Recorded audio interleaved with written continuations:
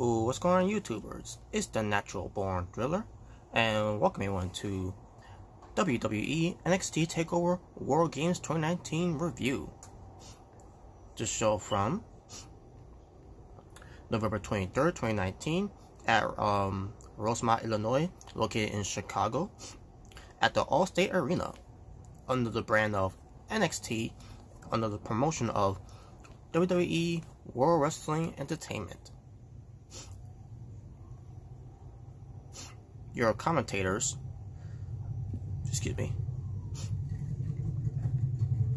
your commentators were Mauro Renaro, Nigel McGuinness, and Beth Phoenix. Your Spanish commentators were Carlos Corbera and Marcelo Rodriguez. Your ring announcer was Alicia Taylor. Your referees were Drake Worcester. I think that's how you say his name. Drake Orlers, maybe. Daryl, Sherman, Jessica Carr, and D.A. Brewer. I'm assuming that's how you say his name. And your pre-show panel featured Charlie Caruso, Sam Roberts, and Pat McAleef. Pat McAleef. I'm trying to get his last name right, but Pat McAleef. I'm guessing. Now, I did watch the pre-show, but I didn't watch the entire pre-show. I just when I heard about the match of Garza, Angel Garza defeating Isaiah Scott in 7 minutes and 35 seconds, which I did talk about on the preview. I decided to check out the match. And the match itself, I thought it was solid. Nothing good, nothing great. It didn't blow your mind away, so it was just a solid match. But what else happened on the pre-show, so I didn't know about, because I thought it was a last-minute call that WWE did with regards to Mia Yim after the whole getting busted open with the ladder and fall on top of the ladder during that match against Io Shirai in that ladder match, where the winner will get an advantage for the women's War Games match. Apparently, they did an angle here. And here's the thing: Mia Yim, she was actually good to go. She was good to go. But then they went to a new direction, a whole new direction, leading up to War Games. So, of what I heard on the pre-show, Mia Yim was attacked. She was loaded into the ambulance. Dakota Kai was chosen by Rhea Ripley, and Rhea Ripley said, "Don't let her down," all that, and she trusts you. That if you're good enough, whatever. It was something like that. Basically, something there where we think what's going to happen at the women's War Games match. But that being said, let's get to the show itself. First of all, let me talk about a few honorable mentions. You had Imperium showing up in the crowd to watch, to be part of the show, to watch the show. Someone else was part of the show too. We'll get to her later on, where it pertains to the main event. But the opening match was the women's War Games match. It lasted 27 minutes and 24 seconds. Team Rhea Ripley, or should I say Team Ripley, to say the least. You have Candice LeRae, Tegan Knox, and Dakota Kai, as they're being led by the team captain of Team Ripley, Rhea Ripley, versus Team Baszler with Bianca Belair, Io Shirai, and the NXT UK Women's Champion, Kaylee Ray, and they've been led by their team captain of Team Baszler, the NXT Women's Champion, Shayna Baszler. So this match did live up to the hype. Did live up to my expectations. Well, let's get to it. First of all, from Team Baszler, Io Shirai started things off, so that she could do her crazy, walk-in entrance to the to the ring. And then Candice LeRae from Team Ripley ends up being the opponent for Io Shirai for a good 5 minutes to start off the War Games until we get someone new coming in, which the one that was new coming in was going to be someone from Team Baszler, because if you remember pertains to Io Shirai versus Mia Yim. The winner of that match, from that ladder match, will have their, will have the advantage for the women's war games. And because Io Shirai won for Team Baszler gets the advantage for Team War Games. For the war games for the women's. So it was LeRae and Shirai beginning the match for a good 5 minutes, and then Bianca Belair shows in, and she takes and then she ends up joining in a 2-on-1 situation, with Team Baszler getting the advantage here. Then we get Ripley come in, which is a little surprising to me. I thought it was either going to be Tegan Nox or maybe Dakota Kai, but it ends up being the team captain, Rhea Ripley, and then followed by her. Basically, it was even. And then followed by her, we have Kaylee Ray from Team Baszler, which y'all were against Team Ripley again. And then we get Dakota Kai, who's scheduled to come in. She comes out. All of a sudden, she turns on Tegan Nox, her best friend, part of Team Kick. I didn't see that coming. Holy shit! And you know what? I said before, for my reviews of NXT, leading up to War Games, what pertains to Dakota Kai, that no, she ain't gonna turn heel. There's no way they're gonna turn her heel and all that. Well, I was wrong. I could come up here and admit and say I was wrong. That was a nice swerve there, and obviously, what pertains my highlights of the night. That's gonna be my swerve of the night.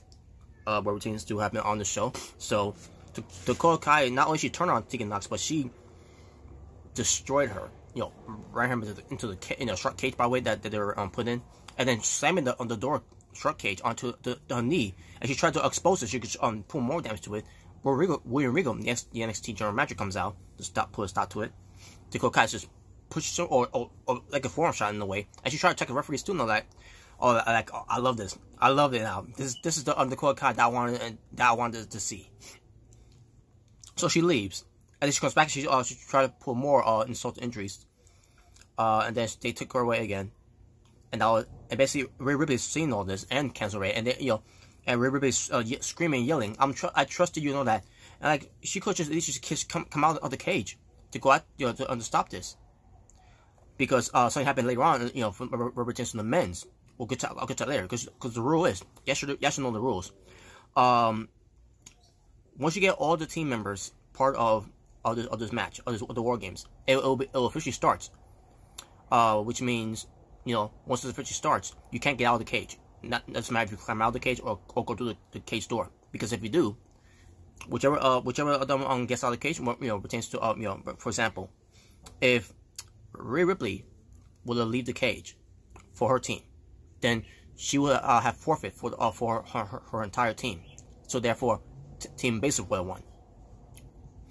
But she was allowed to get out the cage anyways, because it doesn't officially start until everyone is participating in the match. But I'll get to more of that later. Based on what pertains to what Dakota Kai did to her best friend Tegan Nox. And then finally, Shayna Baszler comes in, and at this point it was 4 against 2. So how can Team Ripley win? How can they overcome this? Well, let's get to it. So, Io Shirai performs a moonsault off the cage onto Cancer Ray and Bianca Belair, and Rhea Ripley strikes Kaylee Ray with the trash can. Baszler goes for the Caracula clutch. And before all this too, at one point Shayna Baszler had the handcuffs. She tried to handcuff Rhea Ripley at one point, but it backfired in a way. But she still had the handcuffs attached to her, Rhea Ripley. So Rhea Ripley, decided the handcuffs Shayna Baszler on, that way she kept going with it. At this point, Shayna Baszler was going to be a mark woman in this way against Rhea Ripley. Rhea Ripley was going to kick her ass in the air. And then Rhea Ripley goes for the rip tie onto two chairs. I meant to say, excuse me. By the way, there were weapons involved, like steel chairs, candlesticks. That was brought by Rhea Ripley. And then Kaylee Ray did it too. And fans at this point were trying to rewind tables and everything. I didn't get that. Rhea Ripley didn't do it. Not even Kaylee Ray. Kaylee Ray teased it, only for her to put it back in the ring because she's a heel. But yeah, the rip tie by Rhea Ripley to Shayna Baszler to two chairs they were in seed positions. Goes for the 3 count and wins. So yeah, Team Ripley ends up overcoming the odds against Team Baszler, despite the the whole 2 against 4. At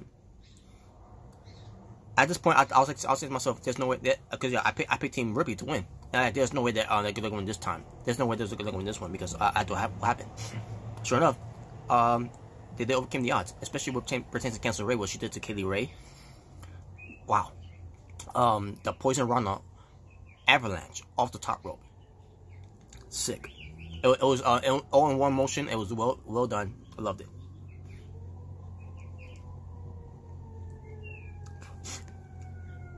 Next we get to Pete Dunne versus Damian Priest, versus Killian Dane. Triple threat match to determine the #1 contender for the NXT Championship at WWE Survivor Series 2019. Match lasted Match lasted 19 minutes and 56 seconds.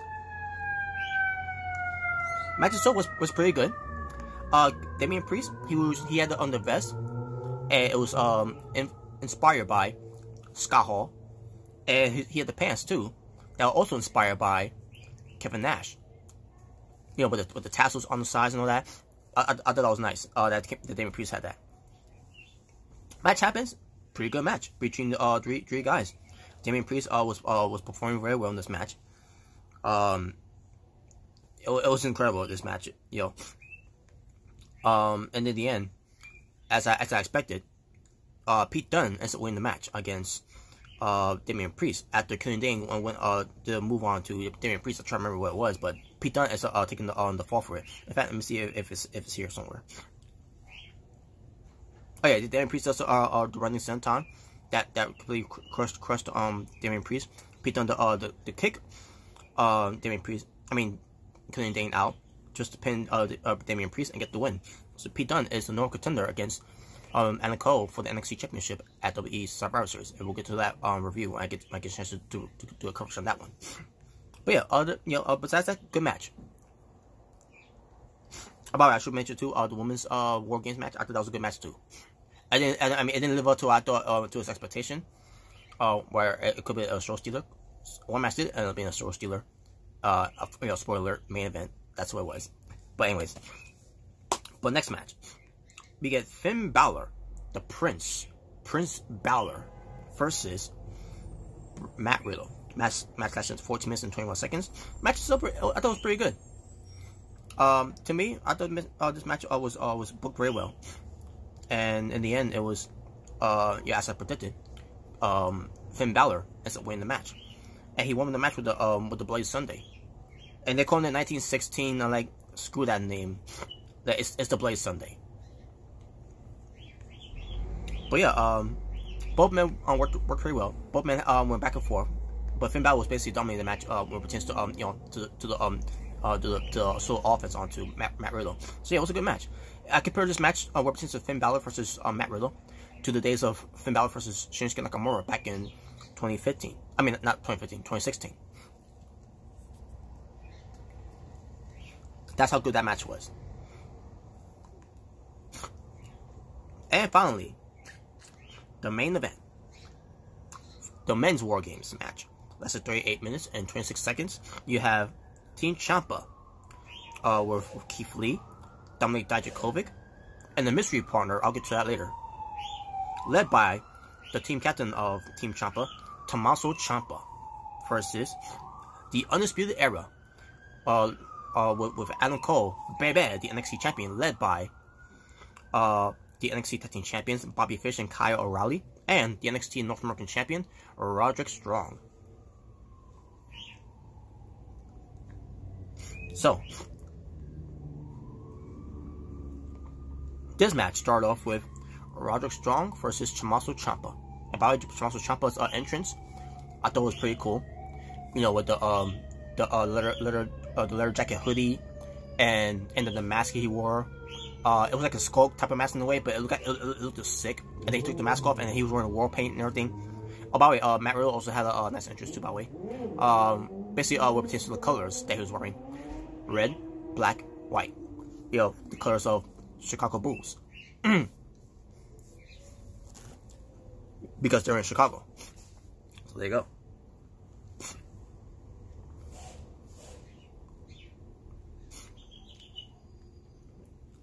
So they're having that for a good 5 minutes, and then also we get to Kyle O'Reilly entering next from Undisputed Era. Then we get it was Dominik Dijakovic coming in, and then we get to Bobby Fish. Then we get to Keith Lee. Then we get to Adam Cole, baby, and Adam Cole starts bringing in tables in the match. He bring in lots of tables. And he set one table outside the ring. I see myself, why was he set a table outside the ring there? You know, I don't get it. And yeah, and in this match too, by the way, representing the men's, the Undisputed Era, they got the advantage because from the match between Adam Cole and Dominik Dijakovic from their ladder match from the Go Home show, Adam Cole won that match, so Undisputed Era got the advantage of that one, which is why representing Ciampa versus Roderick Strong for a good 5 minutes. Kyle O'Reilly coming in there, which made a 2-on-1 situation until Ciampa's team comes in. One of the teams, Ciampa comes in. So, Adam Cole, he sets the table outside the ring, and all of a sudden, Ciampa, when Adam Cole was striking in the ring, Ciampa stops on Adam Cole, and I think he like blew him out, off the all the steps, and then threw a table. And Ciampa went out there and get Adam Cole into the ring. And I see myself, wait a minute. If Ciampa couldn't come out of the cage to go after Adam Cole to put him back into the to get him into the cage, the War Games cage. Why Rhea Ripley couldn't come out of her cage to stop the onslaught assault by Dakota Kai to Tegan Nox? She could easily just come out of the cage to go after Dakota Kai for what she did to to Tegan Nox. And then you saw in this match with the men's War Games match, Ciampa came out of his War Games cage match to go after Adam Cole. Because think about it, the entire team has not gotten into the ring yet. It hasn't officially started until everyone is participating into the cage of the War Games. So that a little small details there what pertains to that whole situation, instead of having Rhea Ripley looking and in disbelief, like, I trusted you, like you're in a cage, you're yelling and all that. Why don't you come out of the cage and just go after her? Stop her from doing that to her. It made no sense there. Sorry, it's just a little nitpick there.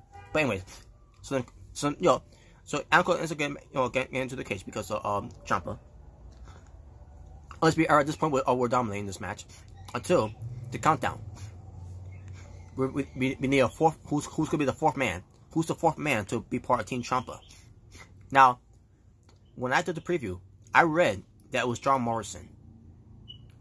Thank God it wasn't. Thank God it wasn't. Not because of my displeasure of him or potential his Impact Wrestling run. The whole Johnny Impact, aka Johnny Impact, aka Johnny B. Trash. But thank God it wasn't him because it would have been spoil. I would spoil myself in a way that it was because I saw the name that was John Morrison. But at the same time, like saying myself, then who could it be then if it's not John Morrison? It can't be Velveteen Dream because Velveteen Dream is out until 2020, and there's no way it's gonna be Johnny Gargano because Johnny Gargano. First of all, he was supposed to have his match against Finn Balor if Matt Riddle was going to be part of this match. But because Gargano wasn't part of it, Matt Riddle has to be the one to replace Gargano to face to face Prince Balor. So other than that, who could it possibly be? And then also because I don't watch the shows anymore, but it's Raw. What Undisputed Era did on Raw to this one person. So it ends up being Kevin Owens. Kevin Owens was attacked on Raw by Undisputed Era. At the same time, on that episode of what I heard as well, where since all the results I read and heard of, Triple H confronted Kevin Owens at one point for him to be part, to join NXT, whatever, right? So it was Kevin Owens. Now it was not just Kevin Owens. It was Kevin Owens from when he made his debut back in 2014. With the whole KO, the original KO shirt that was first made in WWE and it came from NXT. that Kevin Owens. It was that Kevin Owens, and like I loved it. It was a throwback Kevin Owens of the days of NXT, and to a degree, you know, also blended into 2015. Wow. And the crowds went nuts. So the match officially begins now. Now, not with the match officially beginning now. That means no one can come out of the cage, because if they do, you know, for example, like the example what pertains to the women's War Games match, if someone from Team Ciampa leaves the cage, then they will forfeit, awarding the win to Undisputed Era instead. So this match, oh my god, this match was great. It was incredible, amazing. So Ciampa, Kevin Owens goes for the stunner onto Adam Cole. It was shades of Shawn Michaels and Stone Cold Steve Austin from WrestleMania 14. Stone Cold went for a stunner to Shawn Michaels. Shawn Michaels counter, only for try to give him a super kick. Austin catches his foot, like no, spins him around, gives him a stunner. So they had him here with Kevin Owens and Adam Cole. Same thing. It was a mirror image of it too. Loved it.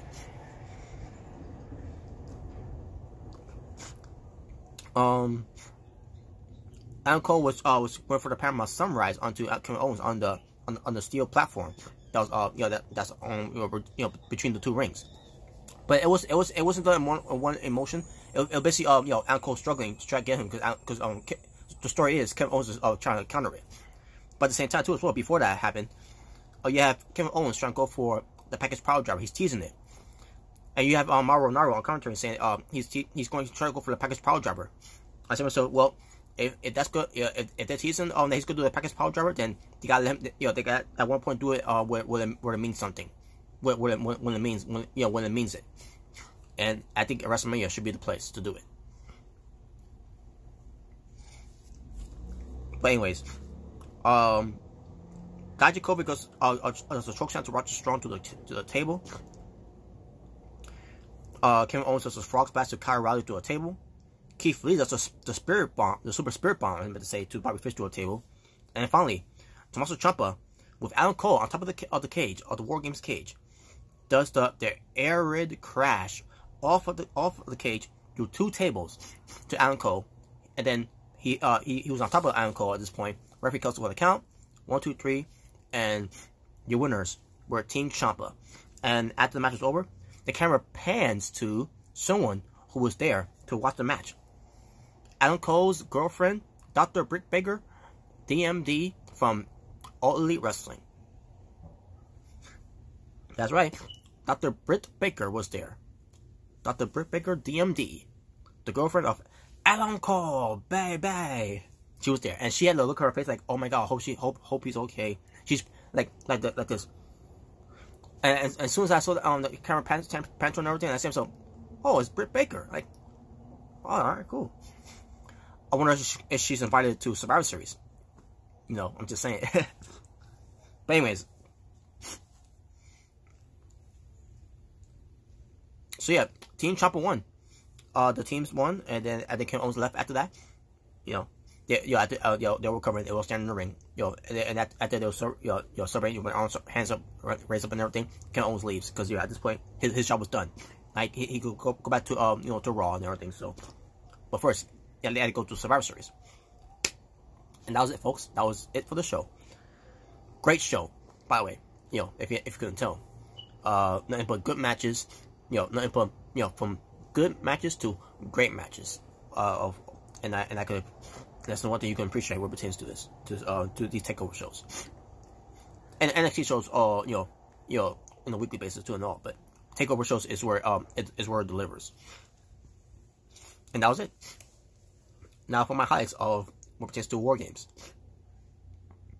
Swerve of the Night goes to Dakota Kai turning on Tegan Nox, and also turn on Team Ripley. Promo of the night, there was none. Video promo of the night goes to the men's War Games. Moment of the night will have to be Kevin Owens. Throwback Kevin Owens returning to be Team Ciampa. Entrance on the night. At first, I was going to give it to Matt Riddle because of the colors for of Chicago, red, white, and black. But I decided to go with Tommaso Ciampa because of his entrance. With him looking like he's going to war, and also with his camouflage pants and everything. Yeah, I love that. I love that one. It fits right into the whole theme of War Games. Move of the night. Excuse me. Cancer Ray's Avalanche Poison Rana to Kaylee Ray. Finish of the night. Prince Balor's Bloody Sunday, not 1916. Bloody Sunday. That's what I'm calling it by. And if I can't deal with that, well, too bad. Performance of the night. At first, I was going to give it to Damian Priest, but after seeing Keith Lee's performance in this match, Keith Lee gets the performance of the night. Show stealer of the night will have to be the War Games match for the men's. And finally, match of the night to me was Prince Balor versus Matt Riddle. And my overall rating for the show, I'm gonna go with a 9.5. Excuse me. I'm gonna go with a 9.5 out of 10. I meant to say. Why not a 10 out of 10? To be honest with you, the women's match is what brought down for me a little bit, and to a degree, the triple threat match with Pete Dunne, Damian Priest, and Killian Dane. But most likely the women's, because I expected more for the women's represents that match. I mean, it was still a good match though, but still, I expected a little more in that women's match. What pertains to just to put a lot of brutality into that match, into it. Excuse me, like what the Dakota Kai did to Tegan Knox, what pertains to what she did to her Tegan Knox's knee, slamming and all that, and not just in front of her knee, but into the cage and all that, and then pulling her, and then basically I expected more, but it's still a great show though, which is why I'm gonna give it a 9.5 out of 10. And with that being said, folks, thank you all for watching for It's the Natural Born Driller, saying peace on the streets. For this was your WWE NXT TAKEOVER War Games 2019 review during WWE Survivor Series weekend. Now till next time, we're going to do these NXT reviews, and then what pertains to WWE Survivor Series 2019, you'll get that review eventually, and that's all. That's what you need to look forward to. And you're gonna get my analysis of how I feel about that show, what pertains to Survivor Series 2019. Basically, if they was able to follow up of TakeOver War Games, but we'll see. But with that being said, take care, and I'm out. Peace.